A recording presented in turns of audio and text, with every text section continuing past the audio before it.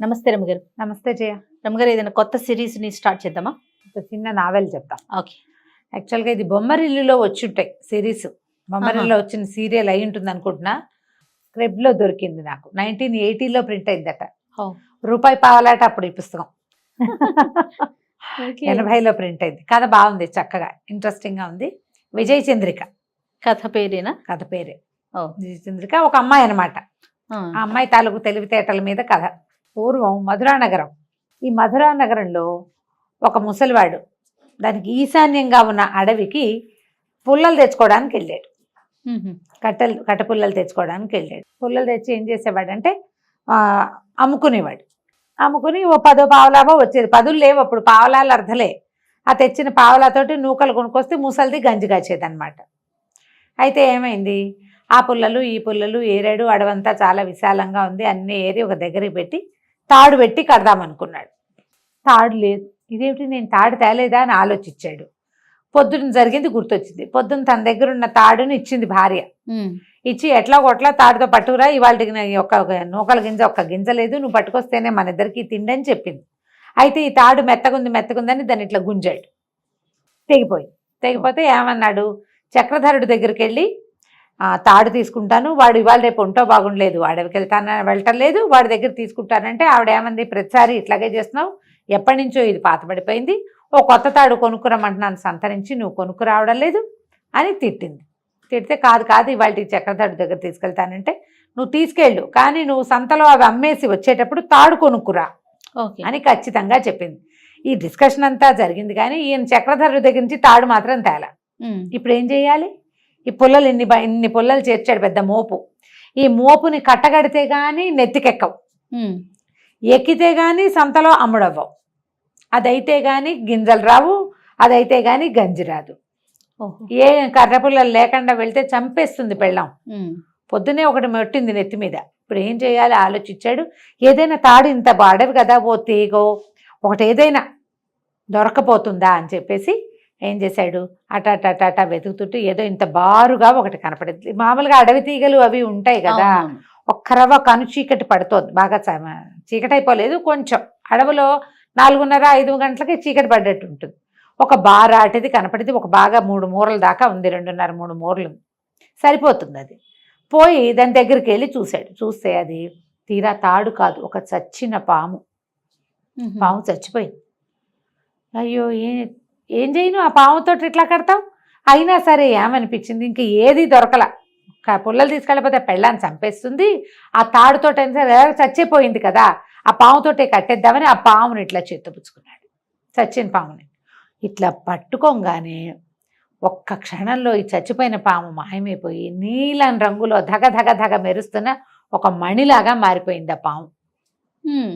అది చూసుకున్నాడు, ఇదేమిటి తాడు ఇట్లా అయిపోయి, తాడు అనుకుంటే పాము అనుకుంటే మణి అయింది. దానికేసి చూస్తున్నాడు, ఏం చేయాలో తోచల.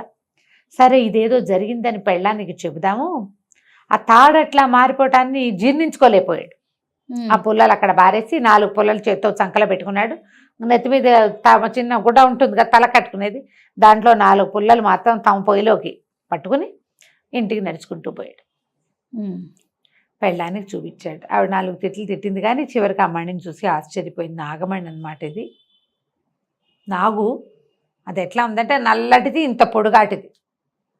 నల్లటి నాగు ఇట్లా మణిగా మారిపోయిందంటే నాగమణి అయ్యి ఉంటుంది అని. సరే దీన్ని ఏం చేద్దామని ఆలోచించుకున్నారు. ఆలోచిస్తే ఇతను అన్నాడు, వ్యాపారి దగ్గరికి వెళ్ళి అమ్ముతాం, సెట్టిగారి దగ్గరికి వెళ్ళి అమ్మేద్దామన్నాడు. నీ బొంద, సెట్టిగారి దగ్గరికి వెళ్తే 4 నాణేలు ఇస్తారు, నీకేమొస్తుంది, అట్లా కాదు రాజుకి అప్పచెప్పాలి దీన్ని, ఆయన కొంచెం ఎక్కువ ఇస్తాడని.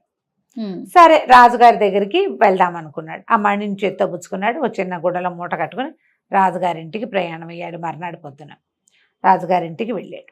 రాజుగారు ఆ మణిని చూసి చాలా సంతోషించి ఇతను మోయగలిగినంత బంగారాన్ని ఇవ్వమని చెప్పాడు. ఆ మణి ఇట్లా పట్టుకునేసరికి ఆయనకు ఒక గగురుపాటు వచ్చింది. లోపల నీలం రంగుది ఇంతుంది. చాలా సంతోషం వచ్చింది. సంతోషంతో ఎంత మోయగలిగితే అంత బంగారం ఇవ్వమన్నారు. ఓ పెద్ద మూట నిండా, రోజు కట్టెల మోపులు మోసే అలవాటు ఉంది కదా, మోయగలిగేంత మూట కట్టుకుని సంతోషంగా ముసలివాడి వెళ్ళిపోయాడు. ఈ మధురానగరపు రాజుగారికి చాలా కాలంగా సంతానం లేదు. ఎన్నేళ్ళో అయింది వాళ్ళ పెళ్ళి. అయితే ఒకరోజు పొద్దున్నే ఆయన నిద్ర లేచి వచ్చి బాల్కనీలో నుంచుంటే కింద వాకిళ్ళు ఊడుస్తుంది ఒక దాసీది. ఊడుస్తూ అట్లా పైకి చూసి గబుక్కుని ఇట్లా మొహానికి చెయ్యి అడ్డం పెట్టుకుంది. ఏంటంటే ఏమనుకుంది, పిల్ల పాప లేదు, గొడ్డుమూతవాడు ఈయన చూస్తే ఇవాళ రోజంతా పాడవుతుందని. రాజైనా సరే అట్లాగే ఉంటుంది మరి. రాజుకి కలుక్కుమంది, నేను వేసే రొట్టె ముక్కలతో బతికే దాసీదానికి కూడా నేను లోకువైపోయాను. చీచీ, నేను ఇక్కడ ఉండకూడదు, ఏ అడవులకో పోవాలనుకున్నాడు. తన బతుకు మీద తనకే విరక్తి వచ్చింది ఆయనకి. ఎన్ని వైద్యాలు చేసినా సంతానం కలగల ఆయనకి. ఎన్ని యజ్ఞాలు చేశాడో, ఎన్ని రకాల మందులు మింగించారో రాణిగారితో, ఏం కలగల, ఏమీ అవల. సరే అక్కడి నుంచి వెళ్ళి భార్యకి చెప్పాడు, అమ్మ నేను అడవికి వెళ్ళిపోతున్నాను అనేసరికల్లా ఆవిడ కళ్ళ నీళ్ళు పెట్టుకుంది. నేను కూడా వస్తానంటే, నువ్వు ఎండకన్నారుగానే సుకుమారివి, నువ్వేం వస్తావమ్మా అడవికి, వద్దంటే, అది కాదండి మగవారు మీరే దాసీది తల తిప్పుకుందనే మీకు సిగ్గుగా చిన్నతనంగా ఉంటే, ఆడదాన్ని ఏ ఫంక్షన్కి వెళ్ళినా, మన ఇంటికి ఎవరైనా వచ్చినా, నేనే మన ఇంటికి ఎవరింటికైనా వెళ్ళినా ఇక్కడి నుంచి నాకు ఏ అగ్రతాంబూలము ఇవ్వరు, నాకు బిడ్డ పాప లేరు కాబట్టి గొడ్డుమొద్దానని నన్ను అనకుండా అంటూనే ఉన్నారు. రాణిని కాబట్టి పైకంటలేదు, కానీ అడుగడుగున ఏ వస్తువు తొలిగా నా చేతిలో పెట్టరు, ఏ పిల్లవాడిని నన్ను ఎత్తుకొనివ్వరు. ఎందుకు నేను మాత్రం ఇక్కడ ఉండటం, మొగుడిని కూడా పొట్టన పెట్టుకుంది గొడ్డుమొద్దని అంటారు, నన్ను తీసుకుపోండి నన్ను కూడా. అక్కడి నుంచి భార్య భర్త ఇద్దరు కలిసి అడవికి వెళ్ళిపోయారు. వెళ్ళిపోయాక ఆ అడవిలో ఒక మహాముని ఒక ఆయన ఉన్నాడు. ఆ మునికి ఇంతకుముందు ఈ రాజుగారితోటి చంద్రప్రభో ఏదో ఆయన పేరు పరిచయం ఉంది. ఆయన ఆశ్చర్యపోయాడు, ఇంత చిన్న వయసులో మీరు ఇలాగ రావటం ఏమిటి, దీన్ని ఏమంటారు వానప్రస్థాశ్రమం, అడవికి వచ్చేసేది ఎప్పుడు వస్తారు, ఇల్లు వాకిలి వదిలిపెట్టేసి వృద్ధులైపోయాక పిల్లలకి రాజ్యమంతా అప్పచెప్పిన తర్వాత వానప్రస్థాశ్రమంలో తపస్సు చేసుకోవడానికి వస్తారు, ఈ వైరాగ్యం ఏమిటయ్యా, ఇంకా చిన్నవాళ్ళు మీరు అనేసరికి ఆయన చాలా దుఃఖపడ్డాడు. రాజు, ఏం చేయము మునివర్య, మాకు సంతానం కలగలేదు, ప్రజలకి మా మా మా ఇది అంటే మా పరిస్థితి ప్రజలకు నచ్చటం లేదు, వాళ్ళు మా మొహం చూడకుండా అవుతున్నారు, చాలా అవమానకరంగా ఉంటుంది పరిస్థితి, సంతానం లేదు, రాజ్యానికి ఉత్తరాధికారి లేడు, మా పితరులకి నీళ్ళు వదిలే దిక్కు లేదు, తపస్సు అయినా చేసుకుందామని మేము వచ్చేసామంటే ముని అన్నాడు, కాదు కాదు, మీకు సంతానం ఉంది, మీకు ఒక పిల్లవాడు కలుగుతాడు, నా మాట విని వెళ్ళిపోండి, మీకు ఒక పిల్లవాడు లభిస్తాడు అని చెప్పాడు. వీళ్ళిద్దరూ వెనక్కి వచ్చేసారు. ఆ వెనక్కి వచ్చేసిన రాజుగారు ఇప్పుడు ఈ ముసలాయనకి ఇంత బంగారం ఇచ్చాడు. ఆ మణిని పట్టుకెళ్ళి భార్య చేతిలో పెట్టాడు. ఎప్పుడైతే ఈ భార్య చేతిలో మణి పెట్టాడో, అబ్బా ఎంత బాగుంది అన్నది క్షణంలో అది పిల్లాడిగా మారిపోయింది. ఆ మణి ఓహో, చచ్చిన పాము మణిగా మారి మణి పిల్లాడిగా మారిపోయింది. తెల్లగా మిసమిసలాడుతూ ఉన్న ఇంత బిడ్డ. ఇక రాజుగారు ఆశ్చర్యపోయాడు, ఇదేమిటి ఈ విచిత్రం, కుమారుడు లభిస్తాడని ముని చెప్పాడు, ముని వాక్యం వేరు కాదు, వమ్ము కాదు వాక్యం, చూడు పిల్లాడు లభించాడు, వీడే మన రాజ్యానికి ఉత్తరాధికారిని సంతోషంగా పెంచుకున్నారు. ఆ పిల్లాడికి మణివల్లభుడు అని పేరు పెట్టారు. మణివల్ల దొరికాడు కాబట్టి ఎంత బాగానో చూసుకునేవాళ్ళు. పిల్లాడు చక్కగా పెరిగాడు. కానీ వీళ్ళకి ఈ అడవిలో పాము మణయింది, మణి పిల్లవాడయ్యాడు కాబట్టి వీడిని బయటికి పంపిస్తే ఏదైనా అవుతుందన్న భయం. వీడు జాగ్రత్త పిల్లాడు కాదు కదా, అతి జాగ్రత్తతోటి ఆ పిల్లాడిని బయటికి ఎప్పుడు పంపించేవాళ్ళు కాదు. పిల్లల్నే ఎవరైనా లోపల తెప్పించి ఆడిచ్చేవాళ్ళు. అట్లా అట్లా అట్లా అట్లా 12 ఏళ్ళు వచ్చినాయి. ఈ లోపల వాడికి వాళ్ళు వచ్చిన పిల్లలు ఫ్రెండ్స్, మేము చదువుకున్నాం, అది చదివాం అంటే ఏం నాకేమీ రాదు అనిపించేది. నేను కూడా చదువుకుంటా అన్నాడు. ఓ మాస్టర్ని పిలిచారు. చదువుకుంటుంటే ఇక్కడ చదువు కుదరదు అనిపిస్తుంది. కొన్నాళ్ళు పోయాక ఇంకోడెవడో వచ్చి నేను గురుకులం నుంచి వచ్చానన్నాడు. ఏం చేస్తారంటే గురుకులంలో అలా ఉంటుంది ఇలా ఉంటుంది ఇలా చెప్పేసరికి వీడికి ఉత్సాహం, పాపం వాడికి వెళ్ళిపోవాలని కోరిక. వాళ్ళ అమ్మని నాన్నని అడిగాడు, వాళ్ళు ససేమిరా అన్నారు. చూసి చూసి చూసి చూసి 12 ఏళ్ళు నిండుతుండగా ఈ అబ్బాయి కొంత ధనాన్ని మూటగట్టుకుని ఒక గుర్రం ఎక్కి అడవిలోకి పారిపోయాడు. వెళ్ళిపోయేసరికల్లా ఇక వెళ్ళిన వాడు అట్లా అట్లా అట్లా అట్లా అట్లా వెళ్ళి ఆ గుర్రంతో ఒక నదీ తీరానికి చేరాడు. అది ఇంచుమించు కోసల రాజ్యం దాకా వెళ్ళిపోయాడు. ఏదో కొంత ఆహారం తీసుకెళ్ళాడు, మధ్యలో ఆగాడు. వాడికి ఎక్స్పెడిషన్ లాగా ఉందన్నమాట ఆ వెళ్ళే దారి, ఉత్సాహంగా ఉంది. ఆ కాలంలో దారులు కాచేవాళ్ళు వాళ్ళు అలాంటి వ్యవహారాలు ఏం పెద్దగా లేవు, సుమారుగా ఉన్నాయి, ఎక్కువ లేవు. వెళ్ళాడు, పిల్లాడిని వెళ్ళిపోనిచ్చారనమాట. ప్రజలు చూసినా కూడా చూసి చూడట్టు ఊరుకున్నారు. ఎవరో రాజుల పిల్లాడు వెళ్తున్నాడు అనుకున్నారు.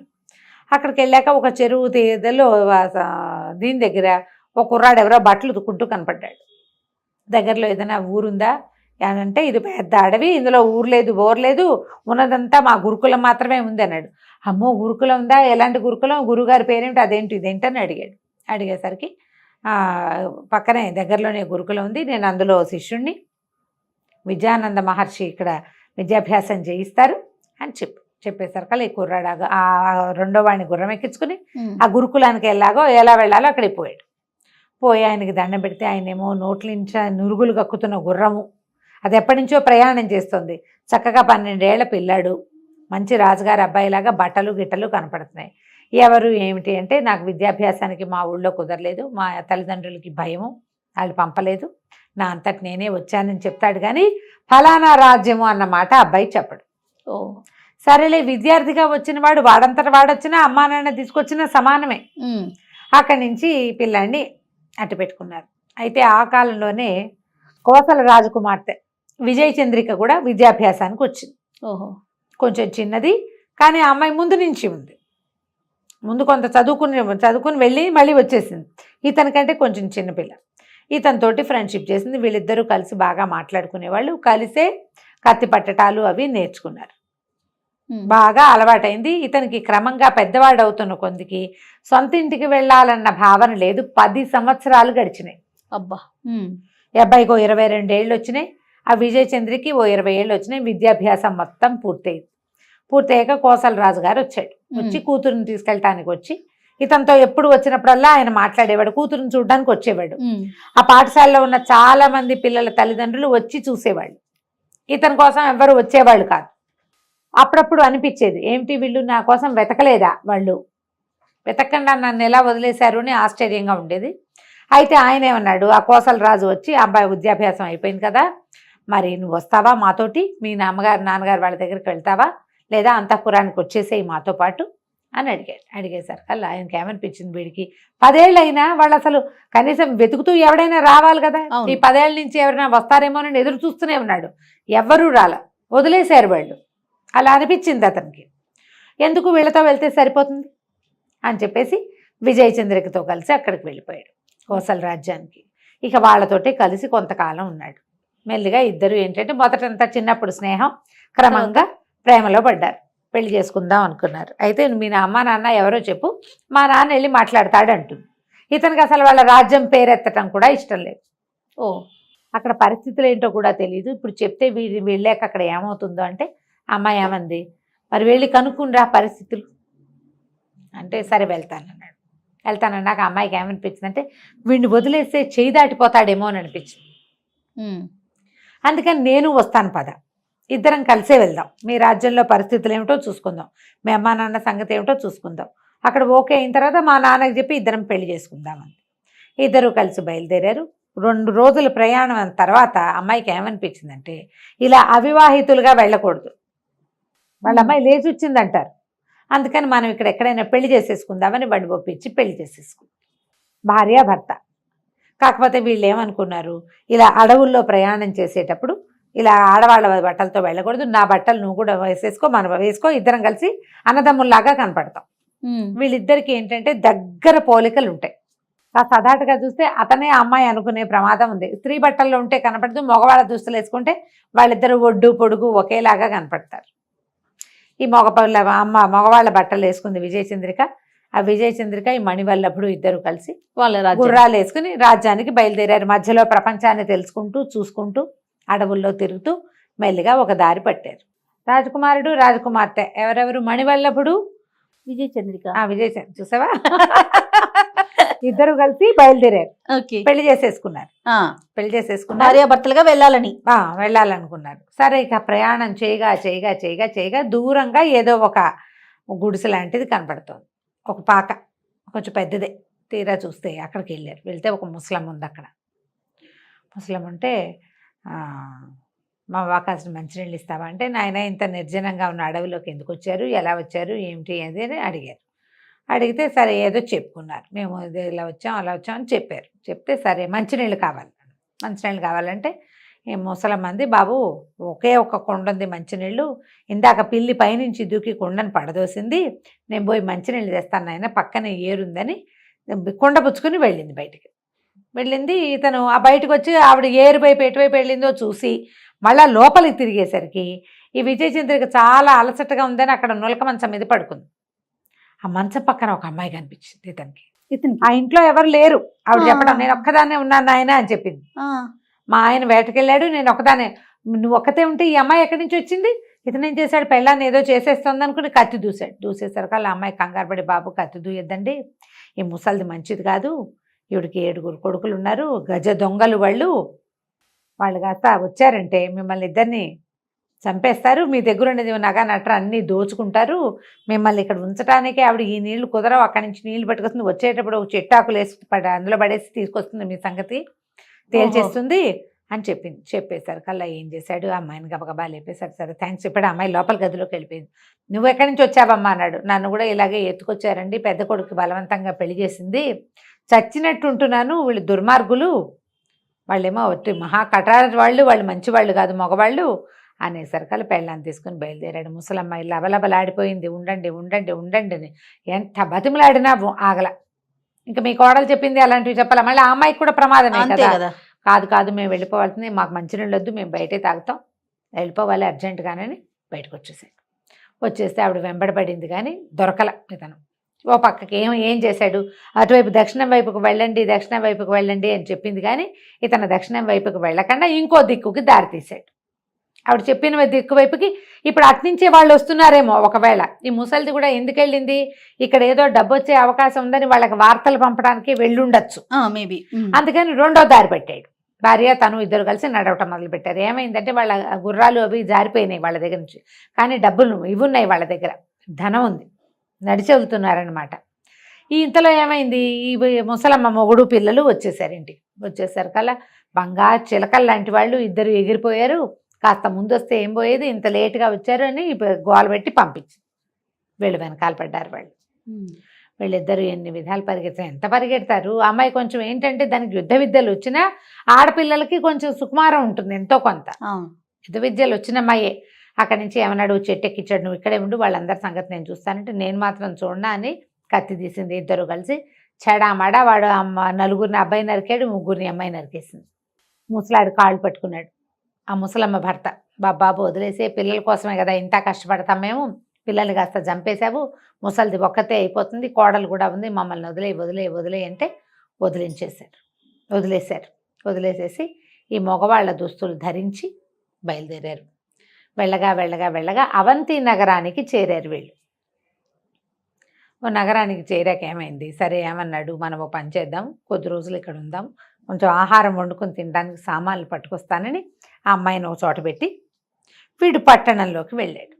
వెళ్తే బజార్లో అందరూ కొంచెం వేషధారణ కొత్త ఊరు వాళ్ళు తెలుస్తూ ఉంటారు కదా, అన్ని కొట్లల్లోనూ సరుకులు రేట్లు అన్నీ కొనుక్కుని మొత్తం ఒక బండి తీసుకుని మొత్తం వేసుకెళ్తానని చెప్పాడు. ముందుకెళ్ళేసరికల్లా ఒక చోట ఒక అందమైన అమ్మాయి ఉంది ఒక కొట్లో. తర్వాత అమ్మాయి దగ్గర ఏంటంటే రకరకాల పదార్థాలు తాగడానికి, షర్బత్తులు అవి ఉన్నాయి. సరే అందమైన అమ్మాయి, కొంచెం మనసు, వీడి భార్య అందమైందే కానీ ఆ వయసు పిల్లలకి ఏముంది, కాస్త అందంగా కనబడితే చూస్తారు కదా. చూసేసరికల్లా ఆవిడేమంది, సరే నేను నీకు తాగడానికి ఏమైనా ఇస్తే, తాంబూలాలు కడుతుంది అనమాట, కిళ్ళీలు కట్టే కొట్టది. ఓహో, కిళ్ళీలు నాకు కూడా ఒక తాంబూలం ఇస్తావా అని అడిగేసరికల్లా, ఓ ఎందుకు ఇవ్వను, తాంబూలానికి ముందు మంచినీళ్ళు తాగాలి, నీళ్లు తాగిన తర్వాత తాంబూలం వేసుకుంటే మహా బాగుంటుందని కూజాల నుంచి నీళ్లు ఇచ్చింది. ఓ గుక్క వేస్తుంటేనే ఇతనికి ఏదో అయిపోతున్నట్టు అనిపించింది. 3 గుక్కలు వేసి అన్ని మంచినీళ్ళు ఒక గ్లాసెడ్ నీళ్లు తాగేసరికల్లా శరీరం అంతా కుంచించిపోయి మేకలాగా మారిపోయాడు. ఆ కొట్టు బయట 2-3 మేకలు కట్టేసినాయి, వీణి కూడా అక్కడ కట్టేసింది. అదొక మంత్రగత్తె అనమాట.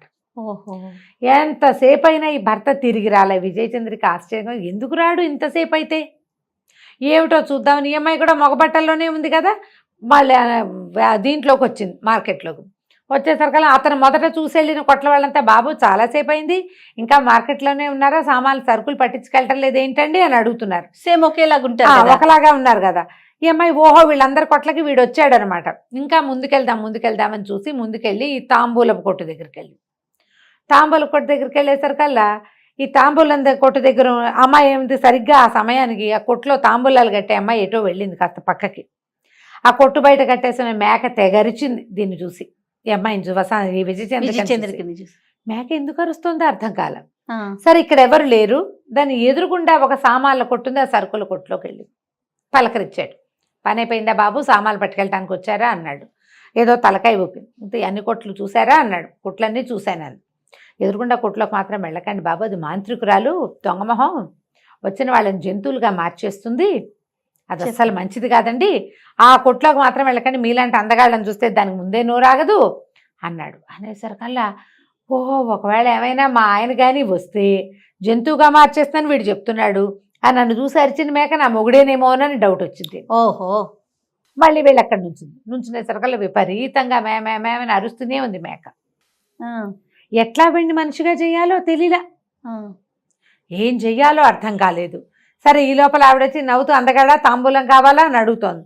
పూర్ణైతే నేను కూడా దొరుకుతానేమో మళ్ళీ దీనికి, ఇప్పుడు ఈవిడ అందగత్తే కాదు. సరే, ఏం చేసింది, నాకు తాంబూలం వద్దు, తాంబూలం అక్కర్లేదు నాకని నడవటం మొదలుపెట్టింది యువతలకి. ఇంతలో ఏమైందంటే బాగా ముందుకు వచ్చాక ఆకలి వేసిస్తోంది. సరుకులు పెద్దగా సామాన్లు అతనేం తేలేదు, కొంచెమే డబ్బులున్నాయి, చాలా తక్కువ డబ్బులన్నీ ఆ అబ్బాయి దగ్గర ఉన్నాయి. ఈ అమ్మాయి ఊరికి ఇట్లా దోపుకున్న చిన్న నాణేలు ఉన్నాయి. ఒక పూట కోళ్ళ అబ్బాయి ఇంటి దగ్గరికి చేరింది. చేరేసరికల్లా ఆవిడ బోల్డన్ని పిండి వంటలు పెట్టుకొని చేస్తోంది. తెగ ఏడుస్తోంది. ఏడ్చేస్తుంటే ఏమడిగింది, ఎందుకబ్బా అట్లా ఏడుస్తావు, ఏమైనా కష్టం వచ్చిందా, అంత కష్టం వచ్చిందా అని మీ పిండి వంటలు పప్పలు వండుకుంటావు ఎందుకు, దీనికి దానికి మ్యాచింగ్ కుదరటలేదు కదా. అడిగేసరికల్లా నాయన బంగారు కొండలు ఏమన్నావు, ఏ తల్లికి కనబెట్టవో, ఇట్లాగే ఉంటాడయ్యా నా కొడుకు కూడా, రేపొద్దున వాడికి చావు వచ్చేస్తుందని ఏడుస్తున్నాను అని. కొడుక్కి చావు వస్తుందంటే పిండొంట్లు వండుకుంటారా ఎవరైనా అంటే, నేనేం చెప్పాను ఆయన, ఈ అవంతిపుర రాజకుమార్తె ఒక ఆవిడుంది చిత్రలేఖ, ఆ చిత్రలేఖ కొన్నాళ్ల క్రితం, చాలా అందగత్తె అమ్మాయి, కొన్నాళ్ల క్రితం చెలికత్తెలతో కలిసి అడవికి షికారు వెళ్ళింది. షికారు వెళ్ళిన తర్వాత 10 మంది చెలికత్తెలతో వెళ్ళింది, 10 మంది పోయారు, ఆ అమ్మాయి ఒక్కతే తిరిగి వచ్చింది. ఆ మర్నాటి నుంచి చిత్రలేఖతోటి వివాహం చేస్తామని చిత్రలేఖతో గడిపి ఆమె అడిగిన ప్రశ్నకు సమాధానం చెప్పిన వాడికి చిత్రలేఖ నుంచి పెళ్లి చేస్తామని రాజుగారు టంకేయించాడు. రోజుకొక పెళ్లి కొడుకు చొప్పున వెళ్ళారు. వెళ్ళిన వాడు వెళ్ళిపోయినట్టు చచ్చిపోయారు. కొన్ని రోజులు పోయాక ఇక టంకేస్తే ఎవడు రావటం లేదని కుటుంబానికి ఒకడు చొప్పున చిత్రలేఖకి ఆమెతో గడపడానికి ఒక అబ్బాయిని పంపించాలని ఖచ్చితంగా శాసనం చేశారు. ఒక్కో కుటుంబం నుంచి ఒక్కో పిల్లాడి చొప్పున ఎంతమంది మగ పిల్లలు వెళ్ళారు ఇప్పటికీ రావడం వచ్చేది లేదు. చిత్రలేఖ అక్కడే ఉంటుంది. మళ్ళీ తెల్లారేసరికి మళ్ళీ టంకు, మళ్ళీ ఎవరో ఒకళ్ళు మీ ఇంటికి తాకీదులే ఉత్తరం వచ్చేస్తుంది, మీ అబ్బాయిని పంపించాలి అని.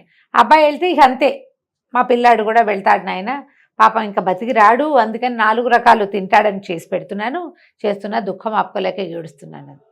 చిత్రలేఖ ఆడపిల్ల, రాజుగారు అమ్మాయి, అంతఃపుర కన్య.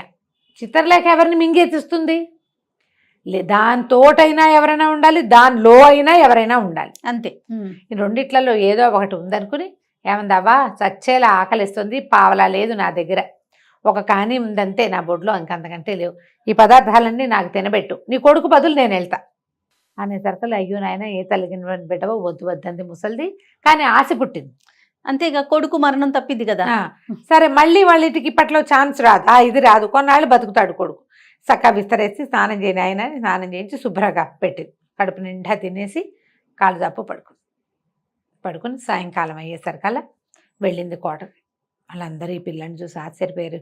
మామూలుగా రోజుకో పిల్లాడు అంటే ఎవరో ఎలాగో ఉన్నవాళ్ళు వస్తారు, అందంగా మెరిసిపోయే కుర్రాళ్ళు ఏం ప్రతి ఇంట్లోనూ ఉంటారా, ఉండరు కదా. ఈ కుర్రాన్ని చూసేసరికి వాళ్ళు నిర్ఘాంతపోయారు. నూనెగు మీసాల వాడల్లే ఉన్నాడే, అయ్యో ఎంత పండల్లే ఉన్నాడు, వీడే నిజంగా చిత్రలేఖకి మొగుడైతే బాగుంటుంది, ఇలా చచ్చిపోవడానికి వచ్చాడని రాజభట్లందరూ బిక్కమొహాలు వేసుకున్నారు. రాజుగారి దగ్గర ప్రవేశపెట్టారు.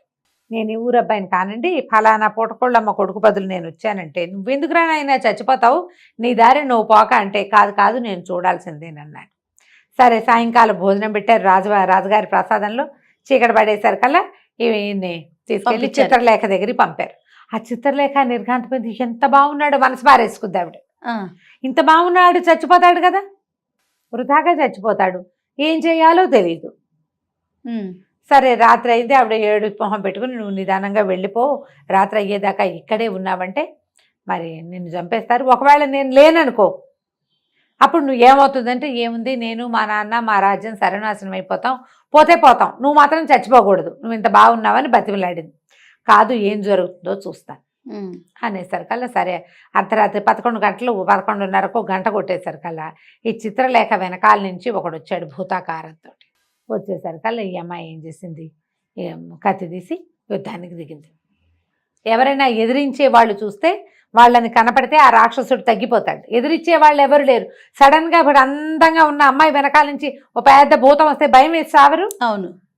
ఎవరు దానికి రెడీగా ఉంటారు, ఏం జరుగుతుందో ఎవ్వడికి తెలియదు. అక్కడి నుంచి ఈ అమ్మాయి చెడామడా యుద్ధం చేస్తే ఆ రాక్షసాకారాన్ని 5-6 దెబ్బలు కొట్టేసింది. వాడి నెత్తురు వాడే చూసుకునేలాగా చేసింది. ఆ రక్తం చూసేసరికల్లా వాడికి అస్సలు చచ్చిపోయాడు. ఈ చిత్రలేఖ కూడా ఈ రాక్షసుడు బయటకు వచ్చేసరికల్లా కేవమని కేక పెడుతూ స్పృహ తప్పిపోయింది. తెల్లవారింది. తెల్లారేసరికల్లా అందరూ ఏమైంది, చచ్చిపోయింటాడు, శవం కూడా ఉండదు. రాజకుమార్తెకి మేల్కొల్పులు పాడడానికి వచ్చారు దాసీగణం. చూస్తే రాజకుమార్తె ఏమో స్పృహ తప్పిపడింది. ఇంతకుముందు వచ్చి ముందు రోజు రాత్రి వచ్చిన కుర్రాడు బాగానే ఓ పక్క మీద పడుకుని నిద్రపోతున్నాడు. ఆశ్చర్యపోయారు, ఎట్లా బతుకున్నాడు? రాక్షసుడి భీకరాకారం నేల మీద పడిపోయి కనపడింది. పెద్ద పెద్ద కేకలు పెట్టారు. రాజుగారు, సైన్యాధిపతి, మంత్రి గింత్రి అందరూ వచ్చి చూసుకున్నారు. ఈ చిత్రలేఖ అడవికి వెళ్ళినప్పుడు ఒక బ్రహ్మరాక్షసుడు ఆమె 10 మంది చెలికత్తెల్ని తినేశాడు. రోజు ఒక మగవాడి మాంసం గనక ఇస్తానంటే నీ రాజ్యాన్ని ఏమీ చేయనని ఆ అమ్మాయితో ఒప్పందం చేసుకుని ఇలా టముకేయించేలాగా చేశాడు. లేకపోతే రాజ్యం సర్వనాశనం అయిపోతుంది. రోజు ఓడిపోయినా పర్వాలా, ఏదో మెల్లిగా నడుస్తూ ఉంటుంది కదా, అందుకని దీనికి ఒప్పుకున్నారనమాట. సరే, అక్కడి నుంచి చిత్రలేఖకు మెలకు తెప్పిస్తే ఆవిడ సిగ్గుపడుతూ నిద్రలేచి ఈ అబ్బాయిని పెళ్లి చేసుకుంటానని. వాళ్ళు కూడా రెడీగా ఉన్నారు కదా, ఇప్పుడు ఈ అబ్బాయిని పెళ్లి చేసుకోవాలి.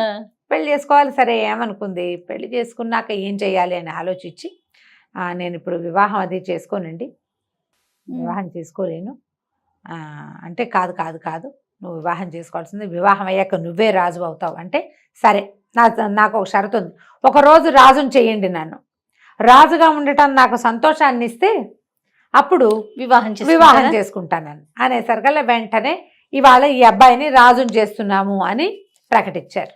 సింహాసనం మీద కూర్చోబెట్టారు. కూర్చోబెట్టంగానే ప్రజలందరినీ రప్పించింది.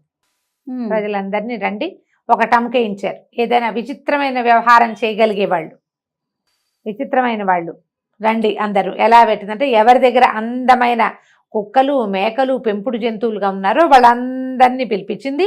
అందమైన మేకలున్న వాళ్ళకి 2000 వరహాలు బహుమానం.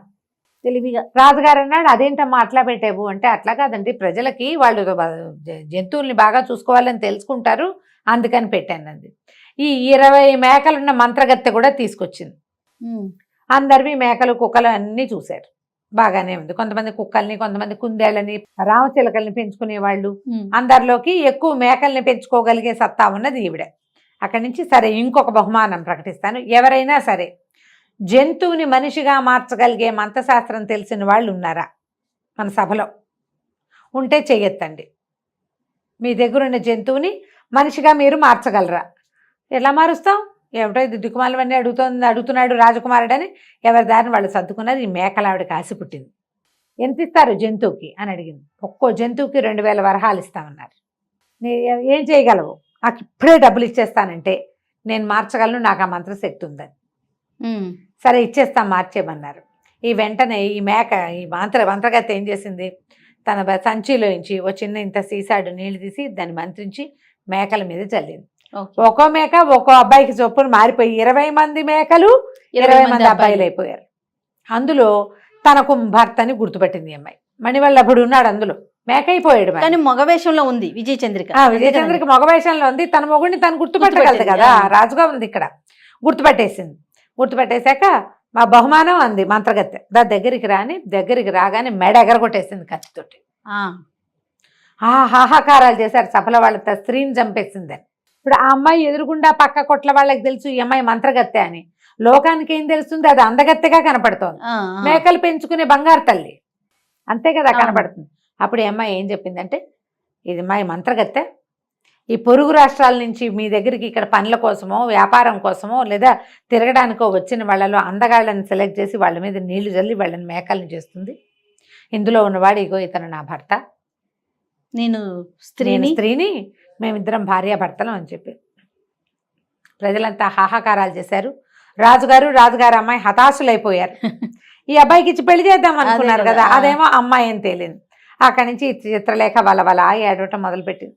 అయ్యో నేను నిన్ను మొదటి చూపులోనే ప్రేమించాను, నువ్వు ఇట్లా మా ఆడవాదాని అయిపోతే నేనేం చేయాలి, నేను ఎవరిని పెళ్లి చేసుకోవాలి, నేనేం కావాలి అని ఏడ్చేశారు కల్లా ఈవిడ ఏమందంటే, అట్లా కాదు, నువ్వు సరిగ్గా నా భర్తను చూడు, నేను ఆయన వేరే వేరేగా ఉన్నామంటే అప్పుడు చూశారు సరిగ్గా, చూస్తే ఆ సింహాసనం మీద కూర్చున్నవాడు ఈ మేకల మంద మధ్యలో నుంచున్నవాడు ఒకేలా ఉన్నారు.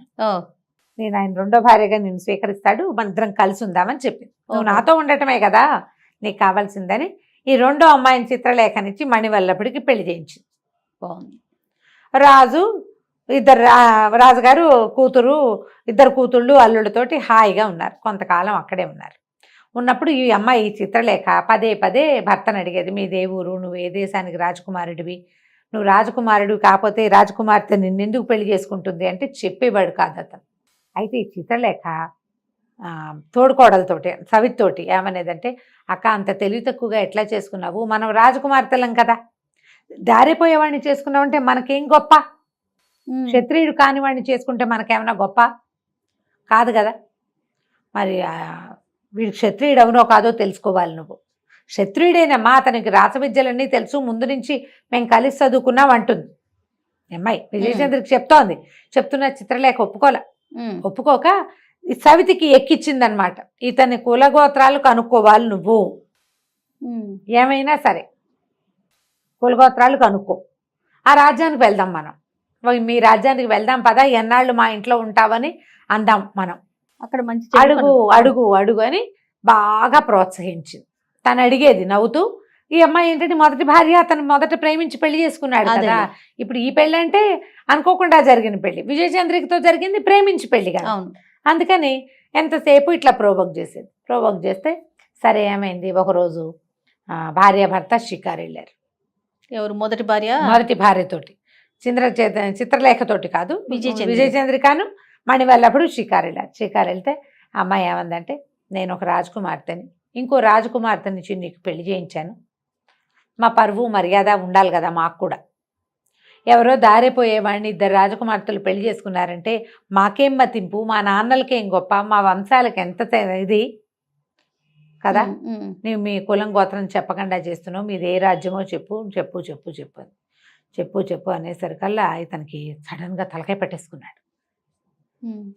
తల అబ్బా అన్నాడు, పెద్ద తలనొప్పి వచ్చినట్టు అయిపోయింది. తలనొప్పి తగ్గాక అతను చెప్పాడు, నేను కనుక నీకు చెప్పానా ఇది ఒక రహస్యం, మీకు దూరం అయిపోతాను, మళ్ళీ ఇక నేను మీతో ఉండను అంటే, ఇంకా స్త్రీ సహజమైన ఒక రహస్యం తెలుసుకోవాలనే ఒక ఆసక్తి మొదలైతే ఆడవాళ్ళు ఒట్లు పెట్టేస్తారు, ప్రమాణాలు పెట్టేస్తారు, ఆగలేకపోతారు. ఆ స్త్రీ సహజమైన గుణంతో ఆ చిత్రలేఖ ఏం చేసింది, తను తెలుసుకోలేక అక్కకి ఎక్కించింది. ప్రేమ లేదు వీడికి, మరి ఇది లేదు, వాడి కులం మంచిది అయి ఉండదు అందుకే చెప్పట్లేదు, ఇలాగా ఉన్నాయి, ఎప్పుడైనా ఉంది, కులగోత్రాల గోళ ఎప్పుడూ ఉంటుంది. అమ్మాయి క్షత్రియకాంతలు, క్షత్రియుడినే పెళ్లి చేసుకోవాలి, వాళ్ళు కులం తప్పేశామేమో అన్న అనుమానం లోపల, ఎవరైనా ప్రజల్లో చెప్పుకుంటారేమో అన్న సిగ్గు. ఇక అతను అన్నాడు, నేను కనుక నీకు చెప్పానా అంతే సంగతులు అన్నాడు. అంటే అయినా సరే నేను అది తెలుసుకోవాల్సిందే అంటే ఏదో రహస్యం అనమాట, మాకు ఇన్నాళ్ళు చెప్పకుండా దాచావన్నమాట, పైగా ఇవాళ దాన్ని పెళ్లి చేసుకున్నావు, నాతో ఎన్నేళ్ళ నుంచి కలిసి ఉన్నావు, నువ్వు 15-16 సంవత్సరాలుగా మన ఇద్దరం కలిసే ఉన్నావు, నువ్వు 12 ఏళ్ల పిల్లాడప్పటి నుంచి నువ్వు నాకు తెలుసు, అప్పటి నుంచి దాచిపెట్టావు, నీకు ప్రేమ లేదు, నీకు అది లేదు ఇది లేదని అన్నది. అనేసరికల్ తను అన్నాడు, సరే పద బయటికి వెళ్దామని. బయటకు వచ్చేసో కాస్త పార్క్లోకి వెళ్ళారు కదా, అక్కడి నుంచి ఎలా నడిపించి ఎక్కడికో తీసుకెళ్ళాడు. ఒక పెద్ద నీళ్ల మడుగు, అది ఆ మడుగు దగ్గర నిలబడ్డాక చెప్పాడు, నువ్వు శ్రద్ధగా విను, భయపడద్దు, తర్వాత ఏం జరిగినా నాకు సంబంధం లేదు, నీకు చెప్పేస్తున్నా ఇప్పుడే అని చెప్పాడు. సరే చెప్పంటే, నా పేరు శంఖచూడు, నేను ఒక నాగరాజ కుమారుణ్ణి, మేము చాలామంది కలిసి భూలోకానికి విహారానికి వచ్చేవాళ్ళం, పాతాళం మా ప్రాంతం. ఈ శంఖచూడు అతని ఫ్రెండ్స్ పైకి వచ్చేవాళ్ళు అనమాట. భూలోకానికి విహారానికి వస్తున్నప్పుడు ఒక ఆయన తలకిట్లా జుట్టు పూర్తిగా జటలు కట్టి సన్నగా బక్కగా వెదురు పుల్లలాగా నిలబడి ఒంటికాలు మీద నిలబడి తపస్సు చేసుకుంటున్నాడు. తపస్సు చేసుకుంటుంటే ఏమిటి ఈయన ఏం చేస్తున్నాడు, ఈ జుట్టు ఏమిటి ఇట్లా ఉంది, మనిషి ఏమిటి ఇట్లా ఉన్నాడని మాట్లాడుకున్నాం మేమంతా. మా స్నేహితులు అన్నారు, తపస్సు చేస్తున్నాడు ఈయన ఎవరో ముని అంటే, ముని అయితే ఏం చేస్తాడో చూద్దామని నేను అతన్ని చుట్టుకుంటే వీళ్ళు అందరూ హాహాకారాలు చేశారు, వద్దు శపిస్తాడంటే వీడి వల్ల ఏమవుతుంది అనుకున్నాను నేను. నేను ఈ చుట్టుకుపోవటం వల్ల ఒంటికాల మీద నిలబడ్డ ఆయన పడిపోయాడు నాతో సహా. ఎప్పుడైతే ఆయన కళ్ళు తెచ్చాడో ఆయన కళ్ళ నుంచి వచ్చిన మంటలకి నా స్నేహితులంతా భయపడి పారిపోయారు. ఆయన చుట్టుకుపోయి ఉండటం వల్ల నేను తప్పించుకోలేకపోయాను.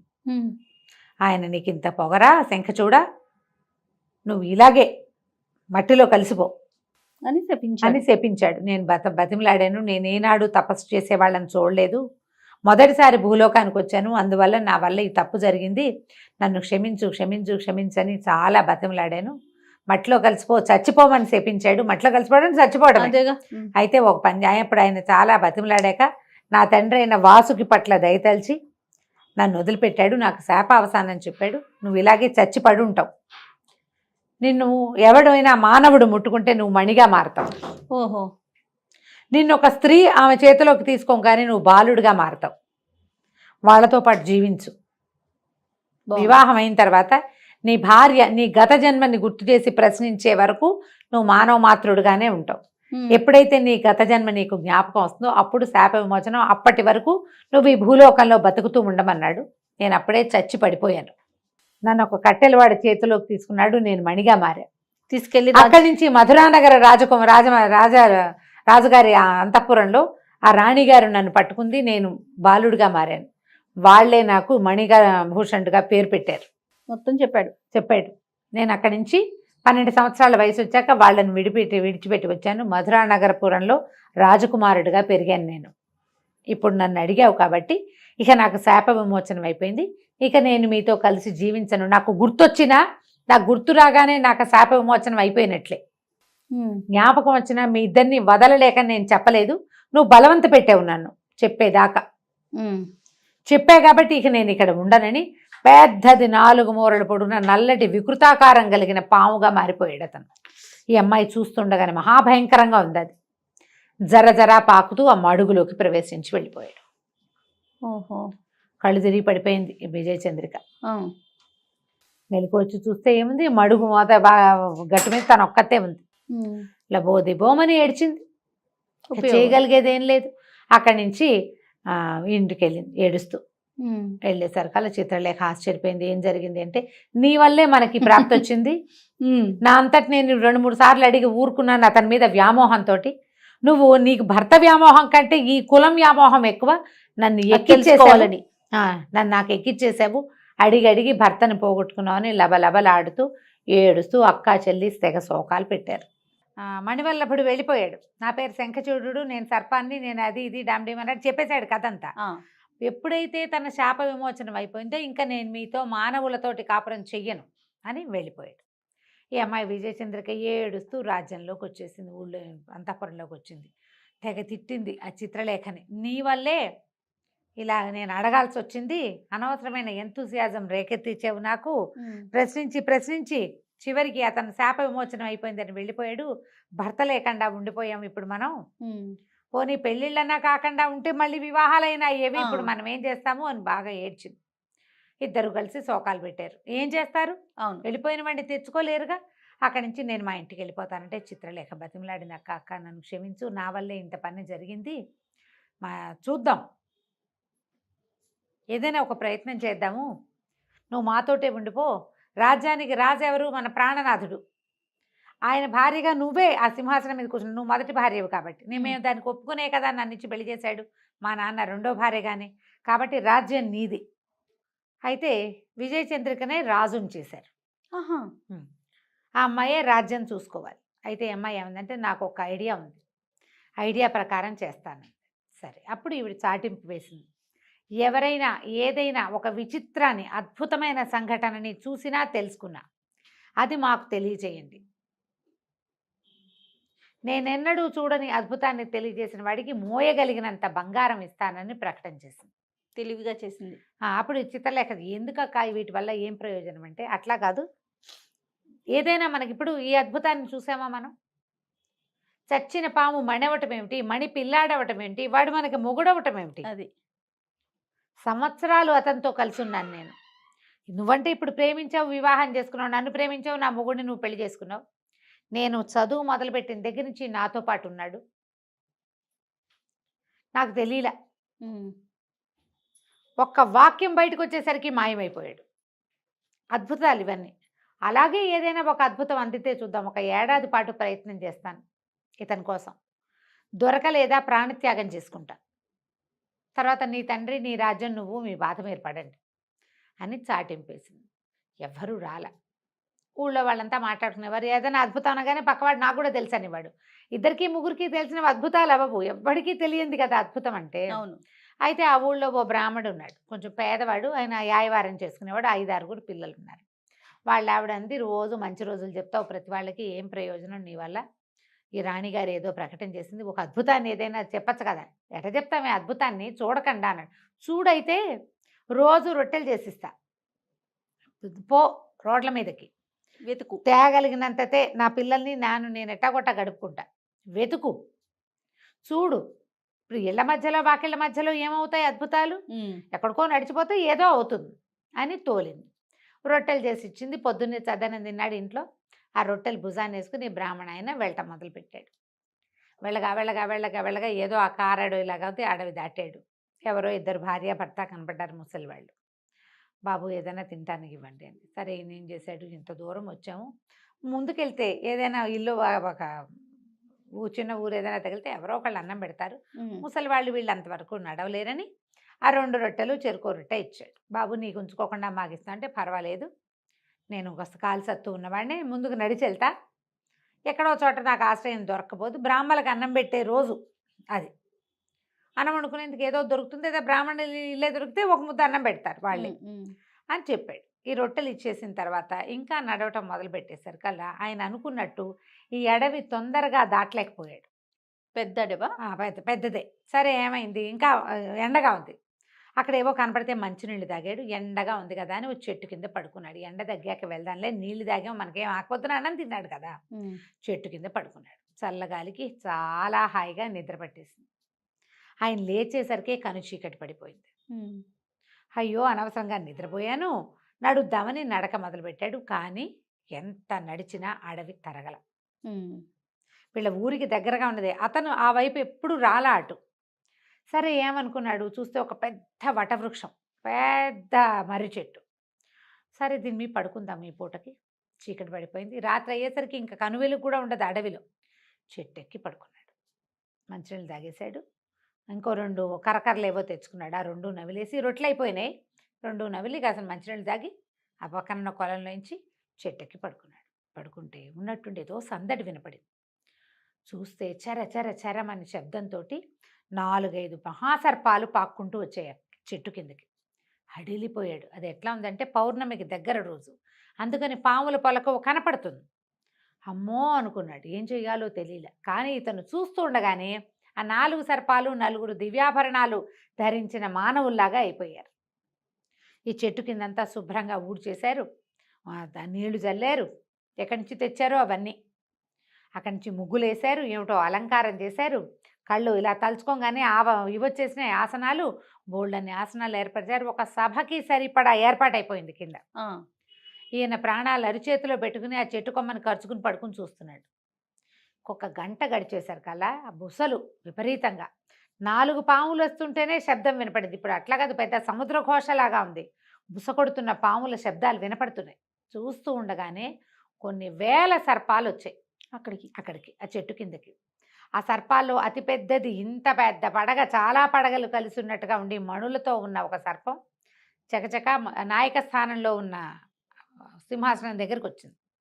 ఒకేసారిగా పెద్ద దివ్యాకృతిని దాల్చి మనిషిలాగా అయిపోయింది. అందరూ కూర్చొని, అంటే ఈయన నాయకుడు, వీళ్ళంతా నాగులు, అందరూ మనిషి రూపాల్లోకి వచ్చారు. తలా ఒక ఆసనంలో కూర్చున్నారు. ఏమిటో డిస్కషన్లు చేసుకున్నారు. ఏమిటి సంగతులు సందర్భాలు అవన్నీ మాట్లాడుకున్నారు. ఎవరెవరు ఎక్కడికి వెళ్ళారు, ఏ లోకంలో ఉన్నారు, వాళ్ళు ఎందుకు రాలేదు, వీళ్ళు ఏం చేస్తున్నారు, ఇలాంటివి కనుక్కున్నారు.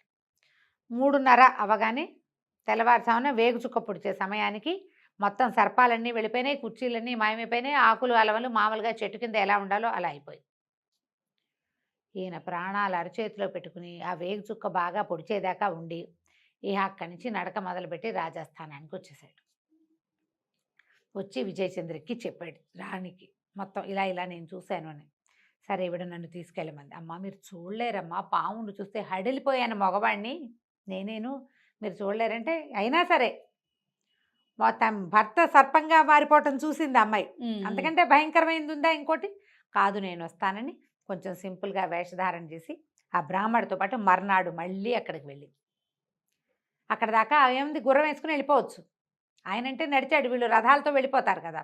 రాత్రి ఇద్దరు విజయచంద్ర కూడా చెట్టు ఎక్కింది, చెట్టు మీద కూర్చొని మొత్తం కింద జరుగుతున్న సీన్ అంతా చూసి మళ్ళీ సేమ్ డిట్టో ముందు రోజు రాత్రి ఏం జరిగిందో మర్నాడు కూడా అదే జరిగింది.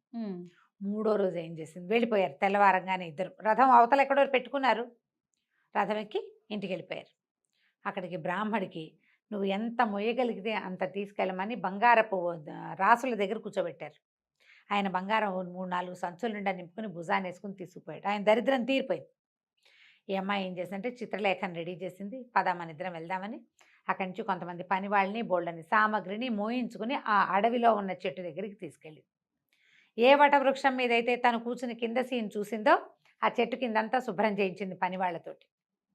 ఆసనాలు వేయించింది, చక్కగా ముగ్గులు వేయించింది, రకరకాల అగరవత్తులు వెలిగింపించింది, పువ్వులతో అలంకారం చేయించింది. మీరంతా వెళ్ళిపోండి అని మొత్తం జనానంతా పంపించేసింది. చీకటి పడేసరికల్లా వీళ్ళిద్దరూ అక్కా చెల్లి చెట్టెక్కి కూర్చున్నారు, సవతలిద్దరు. అర్ధరాత్రి అయ్యింది, 11-11:30 అయ్యేసరికల్లా పాములు వచ్చేసినాయి. వచ్చి ఆ పెద్దగా నాయకమణిలాగా ఉన్నాయని ఆశ్చర్యంగా, ఇదేమిటి, ఇది ఏర్పాట్లు మనవి కాదు, ఎవరు చేశారు, ఇక్కడ ఒక అపూర్వమైన వాసన వస్తుంది, ఇది మనకు తెలిసిన వాసన కాదు, మానవ నిర్మితం, ఇది ఎవరు చేశారు ఏమిటి అనగానే చెట్టు మించి దిగొచ్చారు వీళ్ళిద్దరు అక్క చెల్లెళ్ళు. పావులు లేవు, ఇప్పుడు అందరూ మానవ రూపాల్లో ఉన్నారు. నన్ను నమస్కారం చేశారు. ఆయన ఆశ్చర్యంగా అడిగాడు, అమ్మా ఇవన్నీ మీరే చేశారా తల్లి అని అడిగాడు. నేనే చేయించాను అని అమ్మాయి కథ అంతా చెప్పింది. ఒక రాజకుమారుడు ఎక్కడి నుంచో పారిపోయి వచ్చాడు, మేమిద్దరం స్నేహంగా ఉన్నాం, పెళ్లి చేసుకున్నాం, వివాహం అయ్యాక పుట్టిళ్ళు చూపిస్తానని తీసుకొచ్చాడు, మధ్యదారిలో ఈ అమ్మాయిని వివాహం చేసుకున్నాడు, మేము కలిసే ఉన్నాం. మరి జీవిత రహస్యం అతను మీ ఇల్లు ఎవరు ఏమిటి అని నేను బాగా నిలదీసేసరికల్లా తాను ఒక సర్పాన్నని చెప్పాడు, సర్పంగా మారిపోయి వెళ్ళిపోయాడు. మేము ఒకళ్ళకిద్దరం అన్యాయం అయిపోయాం, నా రాజ్యానికి రాజు లేడు, ఈ దీని రాజ్యానికి రాజు లేడు, పోనీ మేము కన్యలమైతే ఇంకోళ్ళని వివాహం చేసుకునే వాళ్ళం, మేము వివాహితలం, ఇప్పుడు ఏం చేయాలో తెలియక ఈ సర్పాన్నిగా మారిపోయిన మా భర్తని పట్టుకోవటానికి ఇక్కడికి వచ్చాం అనేసరికల్లా, అమ్మ అలాగా వీళ్ళలో వీళ్ళని గుర్తుపడతావా నీ భర్తనంటే? ఎవరిని గుర్తుపడతారు, వాళ్ళెవరు వీళ్ళకి తెలియదు, అందరినీ సర్పాలుగా మారిపోమన్నాడు. సర్పాలు చూస్తే అసలు గుర్తుపట్టలేరు. అమ్మాయి ఏం చెప్పిందంటే, మాకు తెలీదు, నేను ఆ సర్పరూపంలో ఒక్కసారే చూశాను, అతను వెళ్ళిపోయేటప్పుడు మానవ రూపంలో ఉన్నాడు, మీరంతా దివ్యులుగా కనపడుతున్నారు, అతను దివ్యుడుగా కనపడ్డు, మానవుడిలోనే ఉత్కృష్టమైన సౌందర్యం ఉన్నవాడుగా కనపడతాడంతే అని అతని పేరు శంఖచూడు అంది. అనగానే ఆయన గుండు మండిపోయింది. శంఖచూడ ఎక్కడున్నావు అని గట్టిగట్టిగా కేకలు పెట్టాడు. నంగనాచిలాగా దాక్కున్నావా, ఇంత పని చేసి నువ్వు? వీళ్ళని చూసి దాక్కున్నాడు అతను. ఓహో, భార్యలను చూసి బయటకు వచ్చాడు. బయటకు వచ్చేసరికి ఆయన ఇది క్షమించరా అని నేరం, ఇలాంటి తప్పు ఎందుకు చేశావంటే, ఆ గడగడ వణుకుతూ శంఖచూడు ఏం చెప్పాడంటే, నేనేం చెయ్యను, నా భార్య నన్ను పట్టి బలవంత పెట్టి నా జన్మరహస్యం అడగంగానే నాకు శాప విమోచనం అని చెప్పాడు ముని. విమోచనం అయిపోయాక నేను ఎందుకు వీళ్ళతో ఉండాలి, నా రహస్యం అడగద్దుని బతిమలాడిన స్త్రీ చాపల్యంతో ఈ అమ్మాయి నా మాట వినలేదు. అడగద్దు, నీకేం లోటు వచ్చింది, భర్త ఉన్నాడు, హాయిగా ఉండొచ్చు కదా, ఎందుకు నా జీవిత రహస్యం నీకంటే వినిపించుకోలేదు, అడిగి తెలుసుకుంటే కానీ ఒప్పక నా శాప విమోచనం చేసేసింది, అందుకే నేను వెళ్ళిపోయాను. నేను నాగుండని తెలిసాక వీళ్ళతో నేను ఎట్లా కాపురం చేస్తాను అని అడిగాడు. అడిగేసరికల్లా ఆయన అన్నాడు, నాగరాజు అప్పుడు ఆ మాట కరెక్టే, కానీ స్త్రీలకి సహజంగా ఉంటుంది రహస్యం తెలుసుకోవాలనే ఒక ఆలోచన, పైగా నీ భార్యలు రావడంతో భర్తలకి రహస్యం ఉంది అంటే భార్యలు అసలు ఊరుకోలేకపోతారు, మోసంగా భావిస్తారు దాన్ని, అతని రహస్యాన్ని కలిగి ఉండటాన్ని వీళ్ళు ఒప్పుకోరు. నా రహస్యం, నా జీవితం ఇతని చేతిలో ఉంది కదా, ఇతని రహస్యం నాకు ఎందుకు తెలియకూడదు అనిపిస్తుంది. ఇది మానవ సహజం. సరే, ముని శాప విమోచనం అయినా కూడా నీకు అనుజ్ఞిస్తున్నా, నీ భార్యల మరణం వరకు నువ్వు వాళ్ళతోటే కలిసి జీవించు, సంతానాన్ని పొందు, వాళ్ళ రాజ్యాలకి ఉత్తరాధికారులు కూడా వస్తారు అని చెప్పి భార్యలతో ఉండిపోమని చెప్పాడు. ఓకే. తెల్లవారుతుండగా సర్పాలన్నీ యథాస్వరూపంలో వెళ్ళిపోయినాయి. అక్కడ రాజకుమారుడు, ఈ అమ్మాయిలు ఇద్దరు మిగిలారు, మణివల్లభుడు, భార్యలు ఇద్దరు మిగిలారు. వీళ్ళు క్షమాపణ చెప్పుకున్నాడు, నేను ఇంకా చేయలేని స్థితిలో వెళ్ళిపోయాను, మిమ్మల్ని వదిలిపెట్టి వెళ్ళటం నాకు ఇష్టం లేదు కానీ అని చెప్పి సారీ చెప్పుకున్నాడు. ముగ్గురు కలిసి తమ ఎక్కడో ఆపిన రథాన్ని ఎక్కి ఇంటికి వచ్చేసారు.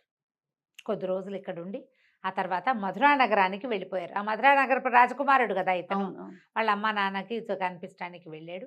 ఈ 3 రాజ్యాల్ని ఏకకాలంలో పరిపాలిస్తూ ఎన్నో సంవత్సరాలు భార్యలిద్దరితో విజయచంద్రికతోటి చిత్రలేఖతోటి సంతానాన్ని పొంది సుఖంగా ఉన్నాడు. కథ కంచికి మనం ఇంటికి. చాలా బాగుంది రమ్య గారు. చిన్న సిరీస్ అయినా కూడా చాలా బాగుంది. ఇంట్రెస్టింగ్ గా ఉంది. అవును. నమస్తే. నమస్తే చెల్లి.